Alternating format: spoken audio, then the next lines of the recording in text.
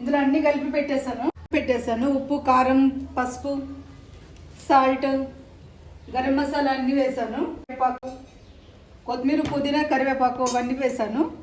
దాల్చిన చెక్క కూడా వేసాను అనమాట. ఇందులో ఏమి వేయనక్కర్లేదు, ఇక మనకు ఉడకడమే. ఎందుకంటే కుండ ఇటుతో మంచిగా మనకు బాగుండా ఉండే దానికన్నా కుండ దాంట్లో వండితే బాగుంటుంది టేస్ట్. కొత్తిమీర, పుదీనా, కరివేపాకు, సాల్ట్, నూనె అన్నీ వేసుకున్నాను. మనకి ఈజీగా అవుతుంది అనమాట. అన్నీ మన పని కూడా తొందరగా అయిపోతుంది, ఎక్కువ టైం కూడా తీసుకోదు. మనకు వీడియో తీసినట్టు కూడా ఉంటుంది, మనం వండుకొని తిన్నట్టు కూడా ఉంటుంది అనమాట. ఈజీగా పని అవుతుంది, వీడియో కూడా మనకు తొందరగా అయిపోతుంది. చూడండి ఎంత మంచిగా ఉడుకుతుంది. మన గిన్నెలో ఇలా ఉడకదు కదా,